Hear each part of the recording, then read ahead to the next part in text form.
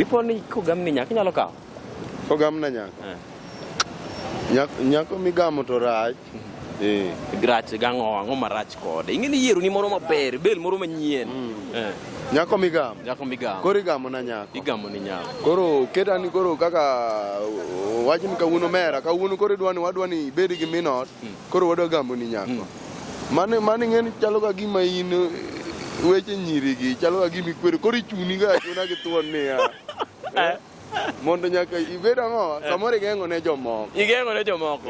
To bipor ni in inyalo yie. Bipor ni nyalo kaka koro wach ni sani godhiambo idok dala.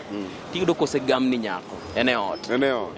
Mano nyaka beni nitiere kaka jodalago paro koda. Samoro giparo ni an boch. Kata samoro gineno na asekadho nego anyombi. Koro giriya mondo ginyombna. In ang'o midwa kadho? An to kakadhi kech an bad podi kech ato an go mara sani ni ot. Oh, in go. To kopono medi moro. Mimeda ne moko adwa ni ane marado godo kenda. To akawe atere ot. Ok ni kawi kelo na. Marendi sani manyogi. Sani. Ok mana kayudo moro manyalo sani to ok amany kech an gi mara. But kayudo moro maber momako wang'a. Mung'eng kamoro. Ma chunya ohero. Rachaka makata matiyo. Rachaka ng'wana tero mata.